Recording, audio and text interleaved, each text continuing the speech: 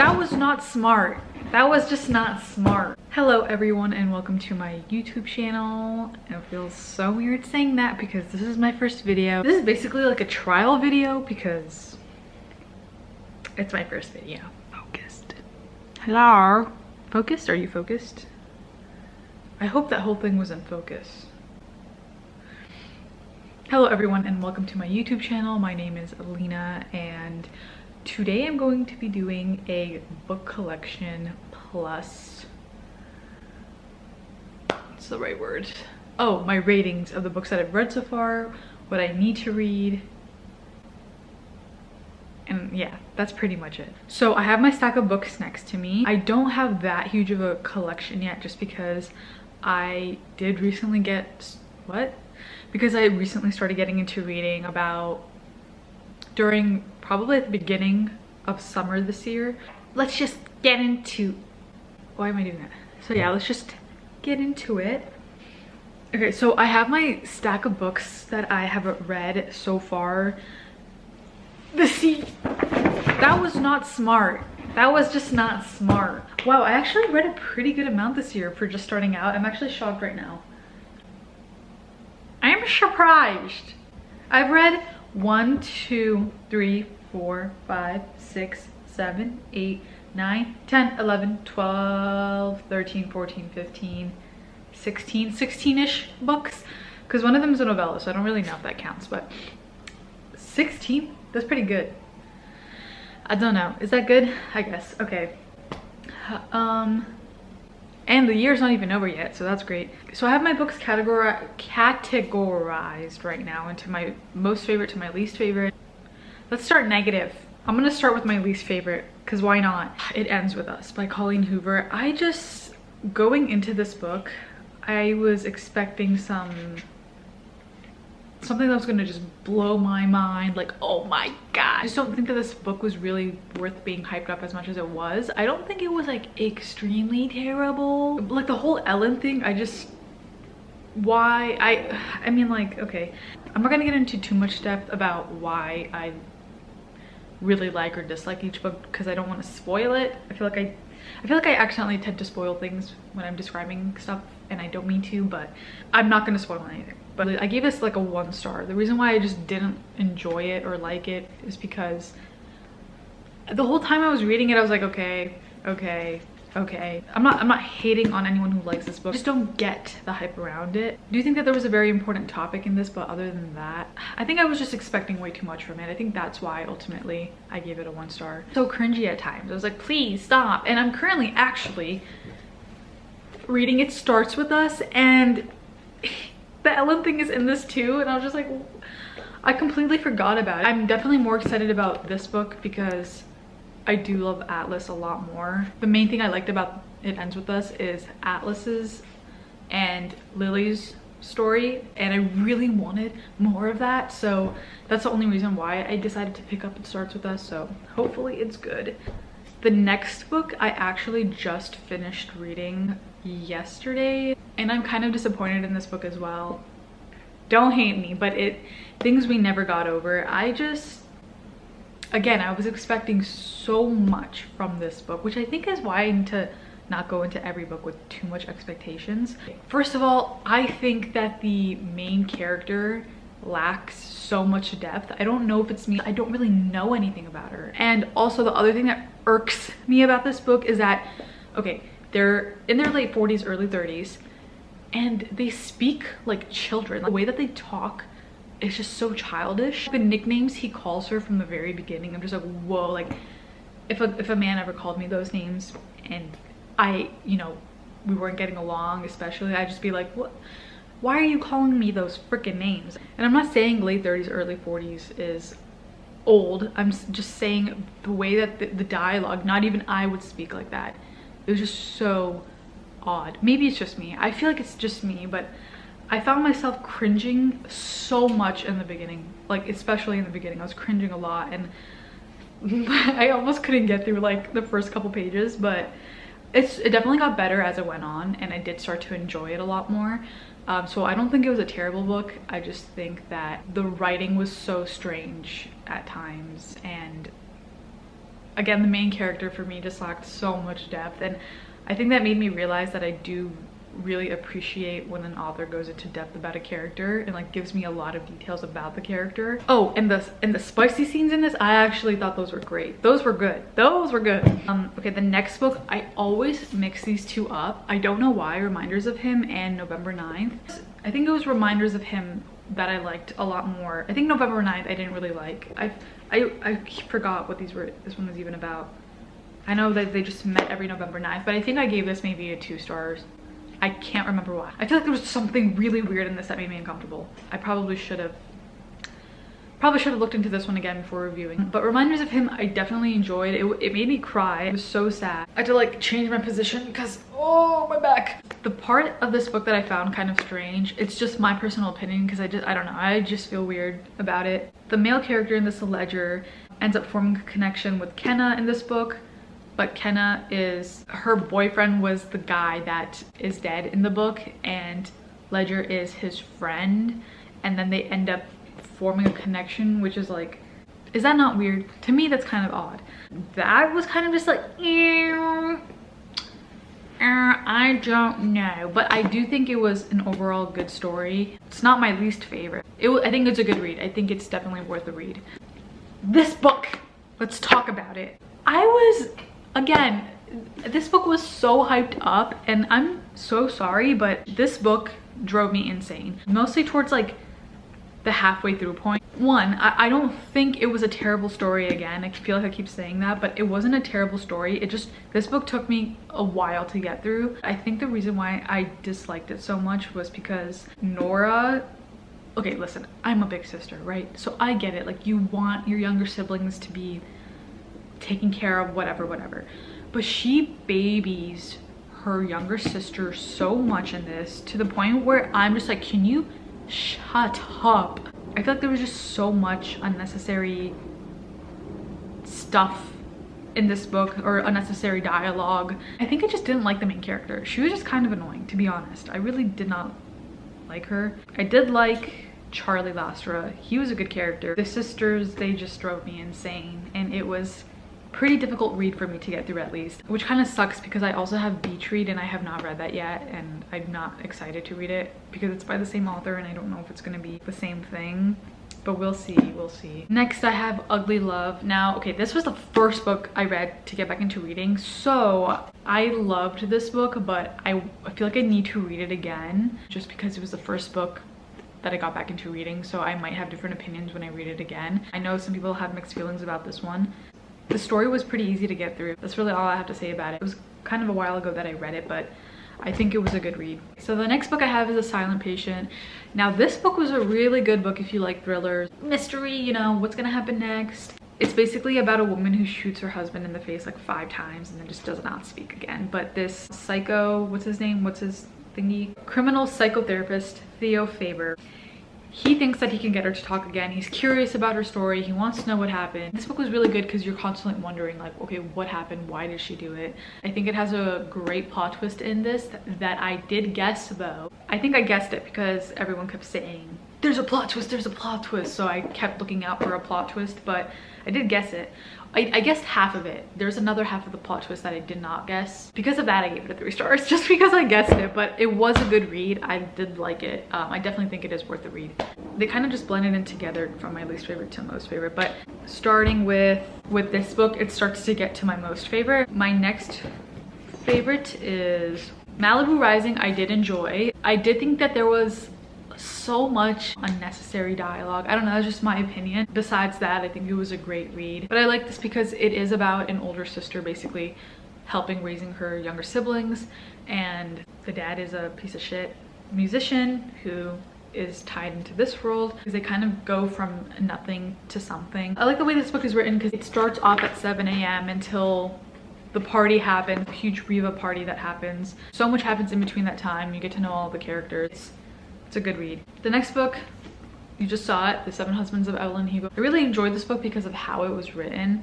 Why am I holding it like this? How it goes from past to present. This book, really, I think why I just loved it so much is any time I hear an older person talk about them being young and like their life's journey, I just love so much. It gets me so emotional. It makes me think about all of the small things I overthink, all of the things that I should appreciate. It's probably way too deep for what this book intended, maybe not, I don't know. I was constantly intrigued throughout the whole entire thing. I did have some surprising parts in the book where I was like, oh my god, I was not expecting that. She went from nothing to something, and I do like those stories as well. Next, Verity. I enjoyed reading this a lot. It was so freaking creepy when I was reading this, and I was just like, oh, like weirded out, and it was just like such a, I don't know, this book just gives you like a strange feeling while reading it. Strange in a good way though. I read this book in one day. The ending was shocking, to say the least. The next book I have is The Song of Achilles. Now, this book was so good. I ended up tabbing it. I ran out of tabs like towards the ending. This book was so good, especially as it progressed. I think it just got better and better. There was certain quotes in this book that made me want to rip my eyeballs out because it made me want to cry, because I knew that there was just so much foreshadowing in this book to what the ending was going to be. If you want to cry, read this book, okay? It's made me feel so many emotions. I loved it. Okay, my absolutely favorite freaking books right now, the ACOTAR series. I bought the special edition too. These books, thumbnail. Anyways, these books, oh my freaking goodness, I cannot get enough of them. I was so sad to finish the series. What's funny is I read A Court of Thorns and Roses and I loved it so much. It's like, okay, I don't want to finish the series too fast. So then I read The Song of Achilles in between. Then after that, I was like, okay, back to ACOTAR. And after that, I just went straight read all of them. From my most favorite to least favorite though, from this series, I would say, I know everyone's favorite is A Court of Mist and Fury, but my favorite is definitely A Court of Silver Flames. Everyone hates on my girl Nesta, but I love her so much. I mean, she definitely irritated me at times. I think that her character development in this is just amazing. I love the way character develops, basically. I can definitely relate to some of the things in this book, specifically towards the end of, I don't want to spoil it, but like there's certain things that she did. I really like the way that Nesta tries to like basically better herself in this book. I could really relate to some of the things she did to better herself, and I was just like, oh my god, I freaking love these scenes. I love them so much. I couldn't relate to her being such a mean person, but I understood where she came from, and I think that her having self-awareness to her being that way made it even better, because if she just didn't know that she was being such an asshole to everyone, then I would have been like, oh my god, you're annoying. But she knew she was being an asshole to everyone. She knew that she wanted to fix it, she just didn't know how to. This book was, I don't know, I loved it. I don't know if everyone really likes this book, but I just could relate to it way too much. So this is definitely my favorite book of the series. My next favorite book of the series is A Court of Wings and Ruin. So this was the last book. This is the second to last book. And then the novella was actually, okay, the novella was actually after A Court of Wings and Ruin. Let me just talk about the novella before I talk about Court of Wings and Ruin. I did enjoy the novella. It was a really quick read. I think it was just cute and nice to see how they celebrate the winter solstice. It's not extremely important, I think, to reading A Court of Silver Flames, but there is some mention of this book in this, so it was a good book. It was a good novella. Now, anyways, my second favorite from the series is A Court of Wings and Ruin. I just loved the action scenes in this. I loved the emotional roller coaster it was. I cry. I was not expecting to cry while reading this because I didn't really cry reading the other two, but this one I cried. I think if you definitely like action scenes, this book is good to read. And this was amazing. There was a lot of like, oh my god parts, so that was good. And then my third favorite is A Court of Mist and Fury, for very obvious reasons. Obvious reasons. Rhysand and Feyre, basically we get to see more of them in this book and becoming what they are. And I kind of hate to say that this was my least favorite, because it's not really a least favorite. I genuinely love all of these books so much, and I know a lot of people don't like the first book, which is kind of surprising to me. I don't know why people don't like it. I loved it a lot. This one like kind of should be my first, just because it holds a special place to my heart. It got me into reading the rest of the novels. I know a lot of people say they started reading the rest of the novels because of this book, but to me this one was always like special to me, just because I really love the beginning of the book and how it explained Feyre, her situation, her family situation.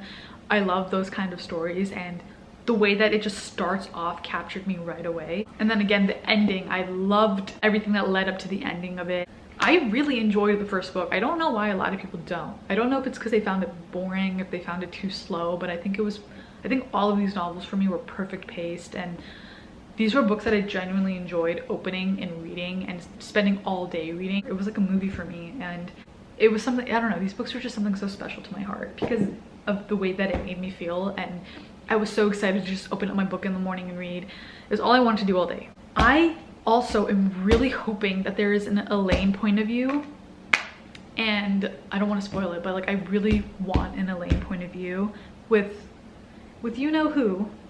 With you know who. I think there's a lot of potential to see how her character develops. I only have a few books left. Oh yeah, I forgot. I bought the Barnes & Noble edition of A Court of Silver Flames because I loved it that much. If it was any other book, I would not have done this, but I love this book so much that I did, and because there is Rhys and Feyre's point of view, just a little snippet of their point of view at the very end of the book, which was nice. So I really wanted the Books A Million version with Azriel's, is it Azriel or Azriel? Azriel? Because you call him Az. Whatever, Az. His point of view was in that book, and it was it's a little bit heated, and I really wanted that version, but it sold out. I did find it online though, so I just read that snippet there. Anyways, these are the books that I have yet to read, which is so shocking. And I'm so shocked that I have not went out to go buy a bunch of more books yet. I'm gonna do that after I build my bookshelves. My IKEA bookshelves just came in, so I'm probably gonna make another video of me building the bookshelves, stocking my books, and then going shopping for more. I'm gonna need to fill them in. I showed you guys It Starts With Us. I'm reading that right now. So here are the books that I've been putting off. I've been putting off Daisy Jones and the Six by Taylor Jenkins Reid. I actually did try to read it this summer. I opened the first page and then I was just like, okay, I don't think I can do this right now because the font is so tiny. It's something that I feel like I'll have to force myself to read just because it's also about a girl band and music and all of that, which I'm not extremely passionate about, but I've heard such good things about it, so that's why I did buy it. But I will get to it. I will get to it, just I don't know when. The next book that I have yet to read is this book called Win, Lose, Die. I'm not sure if this is really a popular book or not, but I searched up more thriller or like suspenseful books on TikTok, and this was one of the recommendations, so I just bought it. I still have not read it. I feel like I should have read this around Halloween time for spooky vibes, even though I don't think this is spooky. It's just, I guess it's just suspenseful. The next book that I have yet to read is Layla by Colleen Hoover. I honestly don't even know what this is about, but I heard that it has similar vibes to Verity. I think all I know is that it's also in that genre of suspense and thriller. Now, these two books I have here, Pack Up the Moon and They Both Die at the End. I heard that these are extremely sad. So I'm saving these for when I'm in a mood of when I really just want to cry my eyes out, but I don't know. I'm just so terrified of reading these two books, mainly this book. I'm terrified of this. It's a newly married couple, and pretty sure the wife has cancer, and he just writes a bunch of letters to her before she passes away. This one I'm also hesitant on reading yet, but I know I need to read these books at some point. I'm not really excited about this book because I am not a summer person, and this basically takes place in the summer, so I think I'm gonna honestly just save this for the summer. I don't want to think about summer right now. We're in winter. And again, I read Book Lovers, and I just don't want this to be the same situation. I'm obviously gonna read it, but probably not for a good couple months. This next book I'm excited about reading. I feel like I'm an idiot because I don't really know how to pronounce it. Is it Circe? This book. It's the same author as Song of Achilles, and I'm just excited to read it. I heard it was pretty sad as well. Because it's from the same author, I'm expecting great things. Yeah, that's all of the books that I have right now. I do have some like mindset books and like a few spiritual books, but currently the camera is on that. And I'll probably get into those another time if anyone is interested in those recommendations. But yeah, those are all of the books that I have right now to read. I hope you enjoyed this video. I think this video is especially good for if you're trying to get into reading and just need some book recommendations to read to get you started into it. Thank you for watching, and I will see you next time. Bye.